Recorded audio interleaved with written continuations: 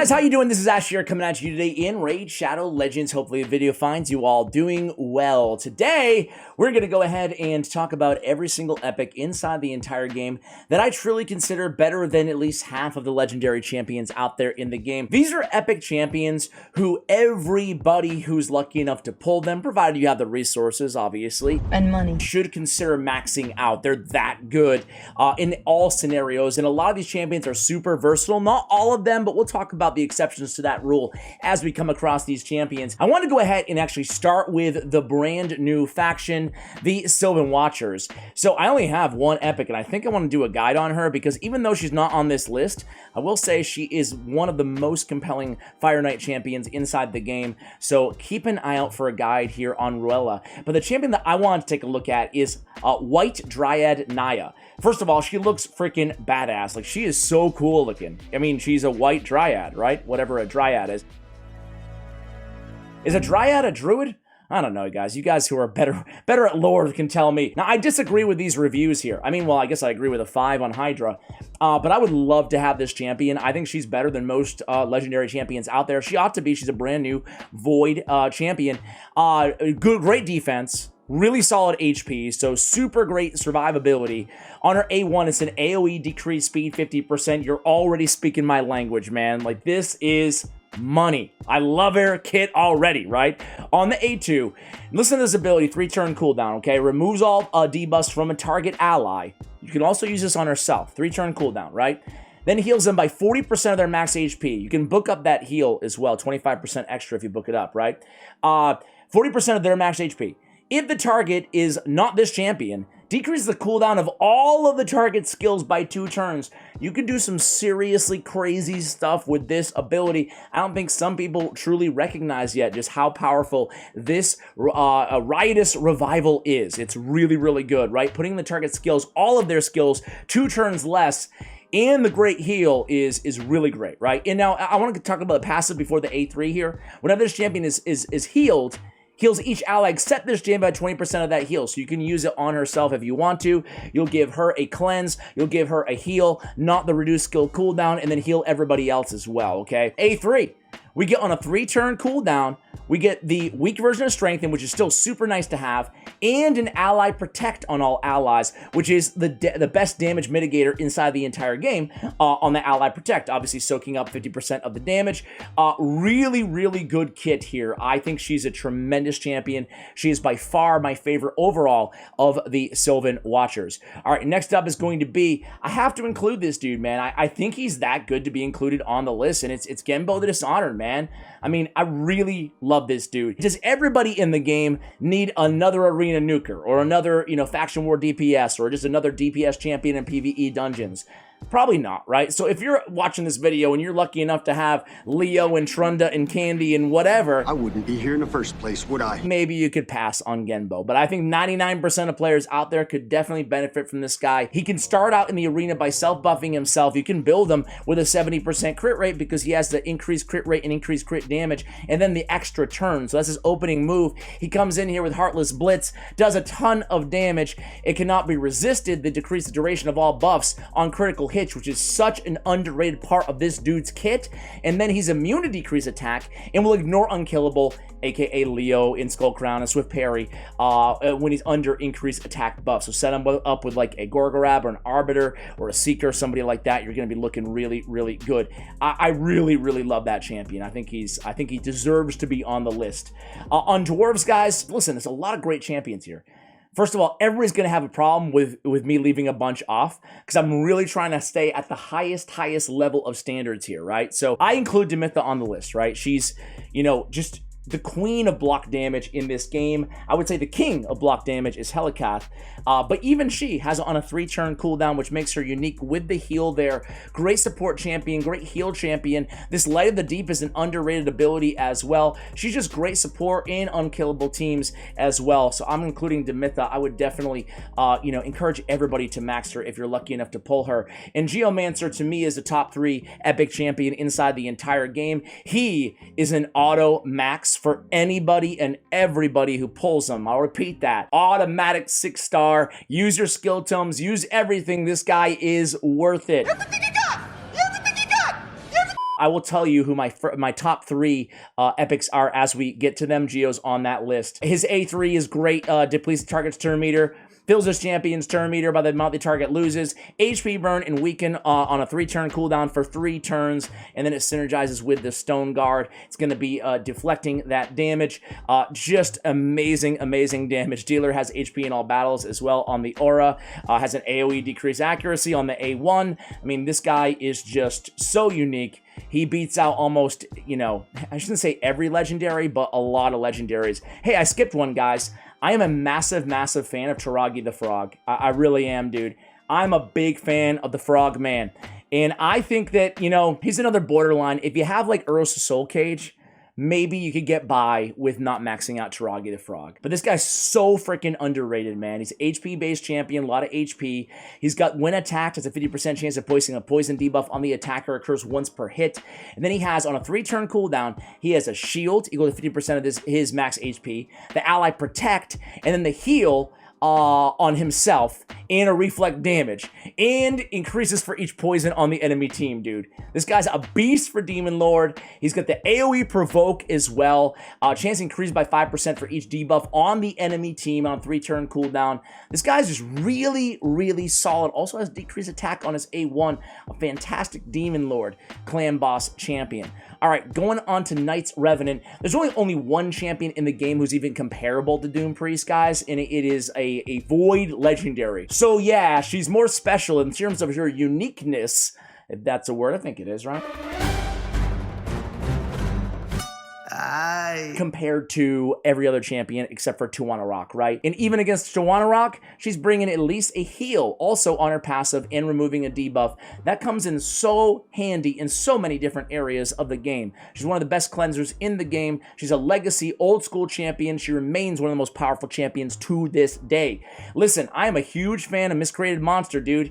I feel like over time, people have like not talked as much as they did initially about Miscreated Monster. And he really hasn't been power crept, guys. He's got the stun on a 2-time hitter. He's got decreased defense if the stun is placed, excuse me. And then on the A2, he's got one of the better shields out there in the game on all allies. 3 turns, 25% of the damage inflicted on an AoE attack with the stun, all on a 3-turn cooldown, man. That's gnarly. It's a great ability. He is also bringing ally protect. He's bringing a heal on himself. He's bringing a continuous heal for 3 turns. He's placing a fear, so he's got CC anytime an ally is attacked while he's under his protection, while they're under his protection.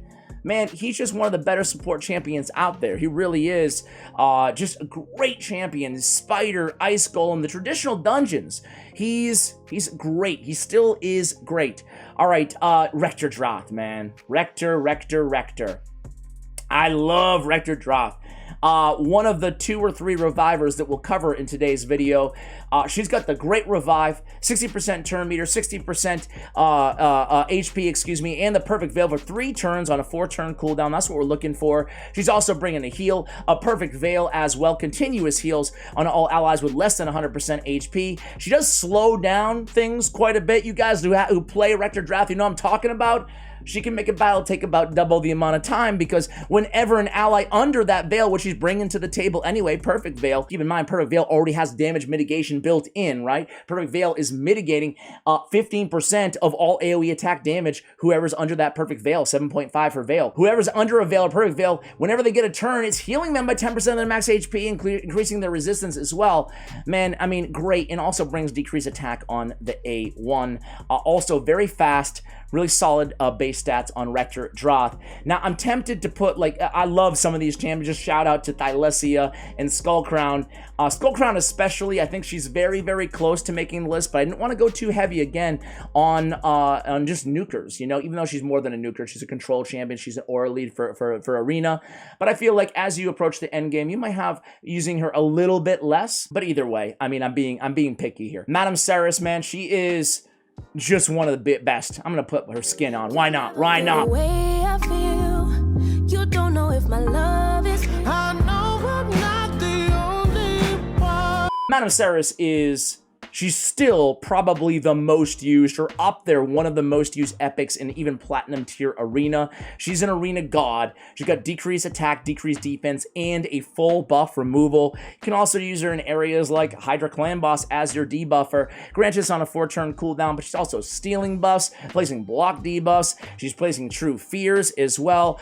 She has this great shield on her passive with more fear synergy. She's just a tremendous, tremendous champion. Still one of the best epics out there inside the entire game. Dark Kael is a must max when you eventually get him from Doom Tower normal. He's a secret room champion, guys.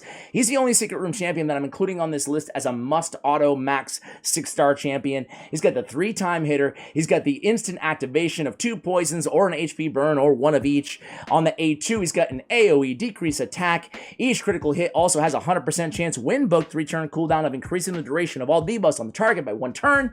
Great ability. And then it just keeps getting better, guys. He's got a 100% chance on a 3-turn cooldown of placing not 1, not 2, but 3 poisons and a poison sensitivity on the target for 2 turns. I mean, this guy is insane. Crit damage mitigation on targets under poison on the passive. Great for Clan Boss. That's going to totally negate his critical hits because he only has a 15% crit rate anyway, like most of the bosses in this game.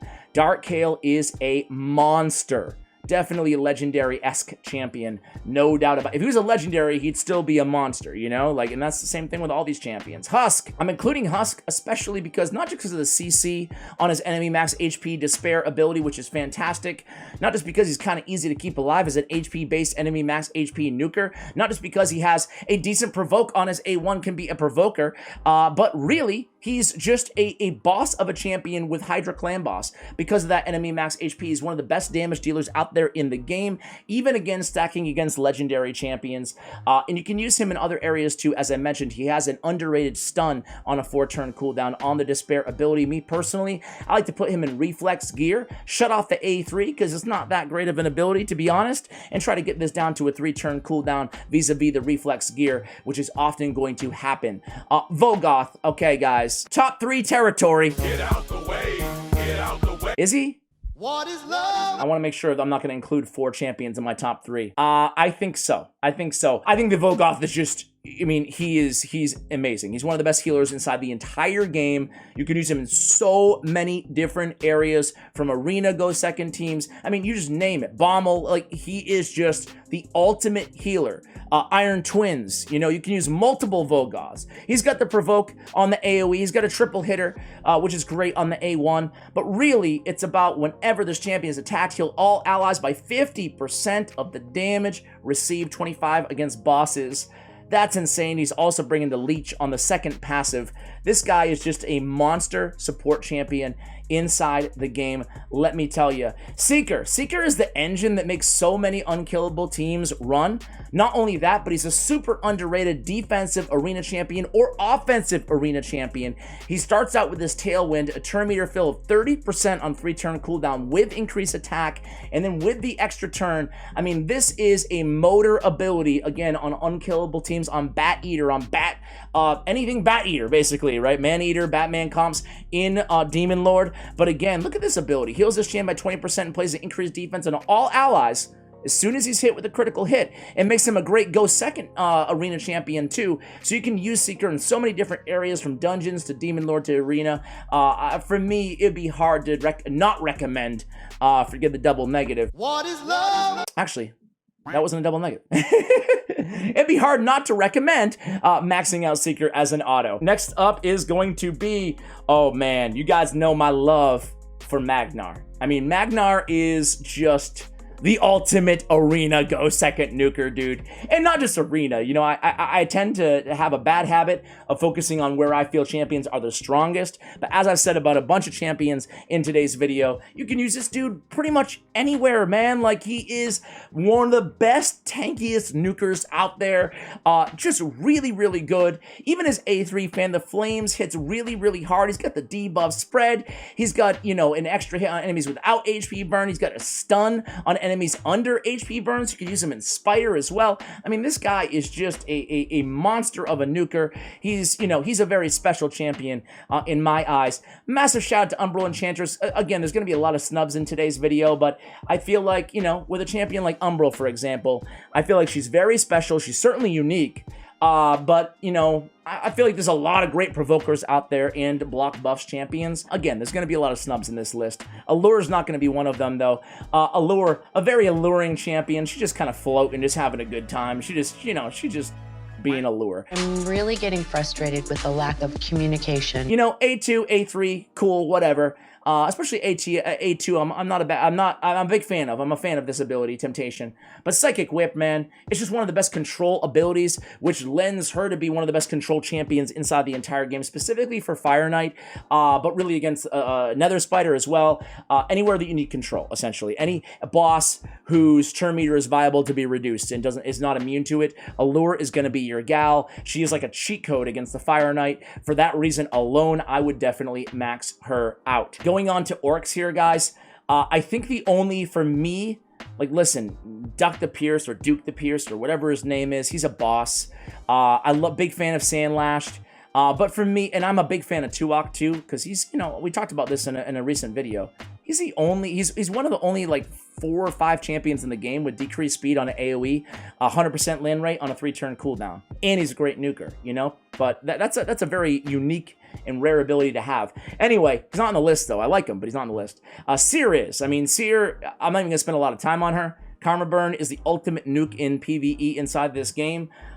Just an amazing champion, an amazing ability, right? It can just basically evaporate everybody. Obviously, it's predicated on the number of buffs on your team, so you just set up the right team around her, and you're going to be A-okay. All right, moving on here. I don't think I have any Skinwalkers. Let me just double check here. Yeah, I mean, I like a lot of these dudes, but not enough to say it's a must, you know, better than Legendary Champion.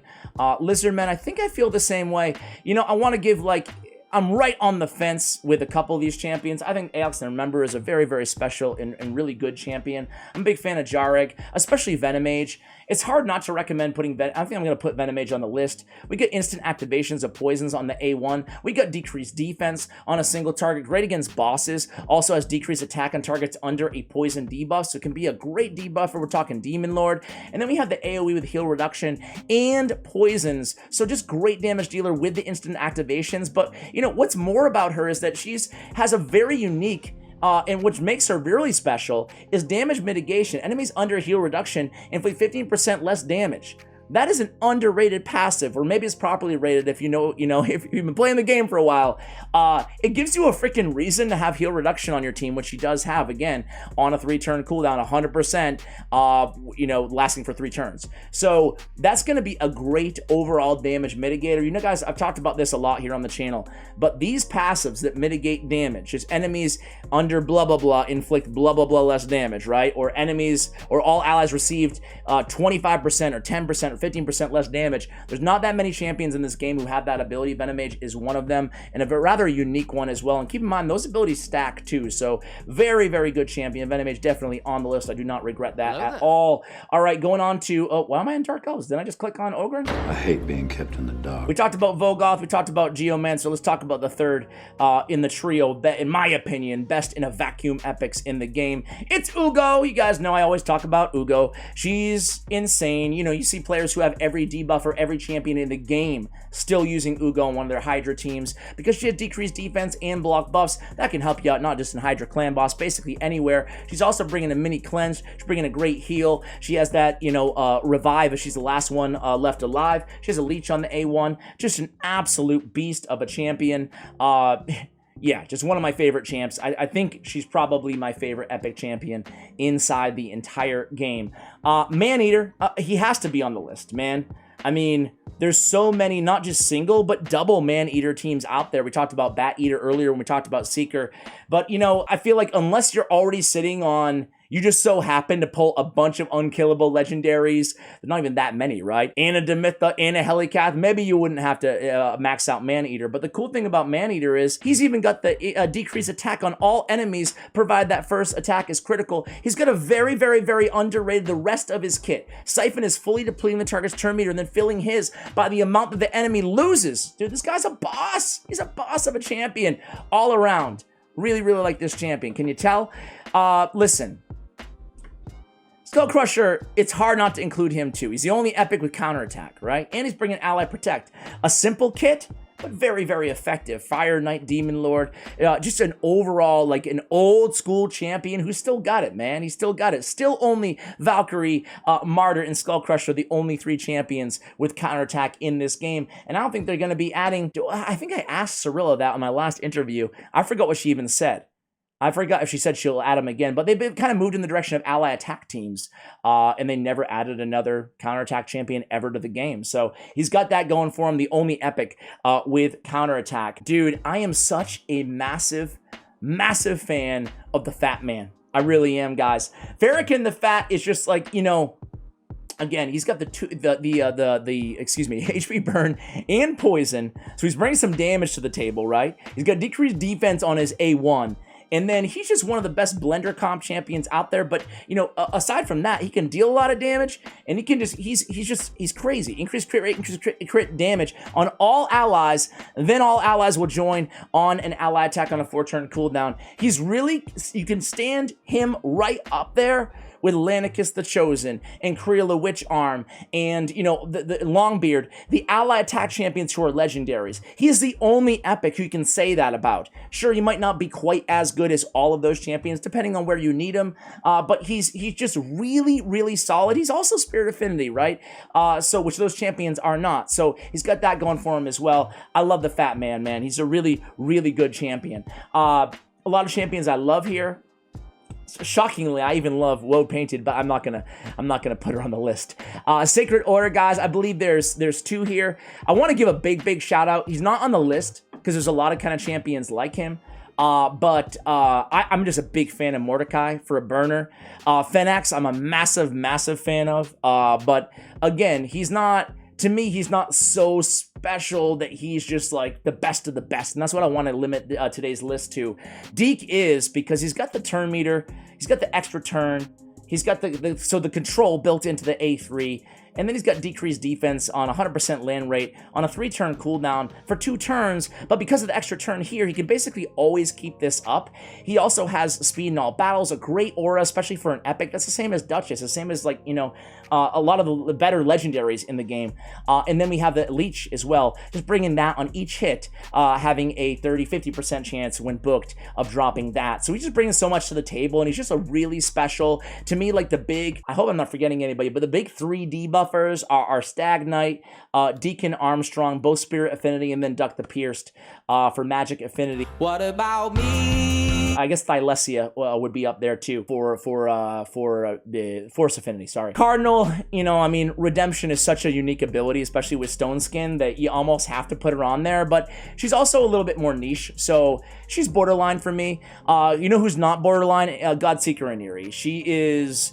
She's about as legendary as you can get as an epic champion. She's so freaking good. She's got a heal on the A1. She's got an increase the duration of all buffs, decrease the duration of all enemy buffs as well. This ability, Quest for Meaning, with the heal, the increase, the decrease, is such a good ability, and then her kit just keeps getting better. She's got this revival on a 4-turn cooldown that resets the cooldown of all of the whoever you're reviving skills. No other revival in the entire game has that. Only Godseeker Aniri. And then she has increased the amount of healing all allies receive all the time on a passive effect by 10%. And then every 4 turns, she's going to preempt a fatal hit and place a revive on death instead. She is such a good champion, man. One of my favorites out there. And you know what, guys? I lied. I'm going to include Inquisitor Shamil with Hydra Clan Boss, man. I don't know how you guys feel about him, but he hits really, really, really hard, right? Every time an enemy places a debuff on an ally, uses this skill against the enemy, deal 50% damage, but, you know, against Hydra, that's going to be stacking up like crazy, right? We also have each critical hit fills this champion's turn meter by 7.5%. Whenever an ally receives a Fear or True Fear debuff from an enemy, this skill will instantly remove the debuff and fill that ally's turn meter by 15%, man. What a boss. What a boss for Hydra clan boss, right? Nobody is like him for Hydra, you know? I use him on one of my main teams. You know, I put out a video a couple days ago where I was using him. Just such a good champion. I think those are my must maxes for Sacred Order. High Elves, I'm such a big Vergis fan, but I don't think he's a must max, even though he's such a good champion. But really, Royal Guard is, you know? I mean, Royal Guard with Takedown, unlike Husk, he does a little bit more damage than Husk, right, with his A2, but he's also bringing in quite a bit more in the rest of the kit. Husk does have the stuns. Probably unfair to compare these two champions, but they are both two of the best enemy max HPs for EPICS. But he's got the 4 times with decreased speed, with decreased turn meter. This is a really good ability, this hamstring, and he's bringing the big version of decreased defense. Great for bosses. 65% land rate, 70 with the sniper mastery on his A1, and then his takedown is just amazing, whether you're talking about Hydra, whether you're talking about Spider, whether you're just looking for a lot of damage anywhere, Royal Guard has you covered. Tyrell for me is not an auto max anymore. If I'm not going to put Duck the Pierce, I'm not going to put Tyrell, even though I think Tyrell is a tremendous champion. If I was in the earlier mid game, I would max him, no questions asked. But this is really for all players, right? Champions that they're gonna last you all the way to the end game. Archmage Helmet is the first champion you get from Doom Tower Secret Room normal difficulty, and he's so freaking good, man. He's got turn meter fill in the A1. He's got a stun, a very, very respectable 75% chance at landing a stun on a 3-turn cooldown after attacking decreased turn meter of each enemy without that stun by 20%. I mean, this is such a good ability, right? Just insanely good. You can even use this ability against, you know, bosses that can't be stunned but have turn meter manipulation, like Fire Knight, you know? And then on the A3, we got increased speed, increased crit rate, increased crit damage on all allies for 2 turns. Good God, he's so good, and you can't mess with his turn meter, right? He's immune. He's immune. Very, very good champion. He and Dark Kale are the best, to me, by a long shot in terms of the Doom Tower normal difficulty champions. Next up is going to be Stag Knight. We mentioned him earlier. Stag Knight's just incredible. Decreased attack, decreased defense, but he's also bringing decreased speed at a pretty dependable clip, 50% chance on each hit on the A1. To me, and the speed that he's bringing to the table, and the survivability, and the increased accuracy, I feel like he is one of the most complete package debuffers out there in the game. Really, really big fan of Stag Knight. I will say Ursala's borderline, and I guess she's going to be the last champion we talk about in the video. I shouldn't say she's borderline, she's so good, but I'm trying to think of, like, is she...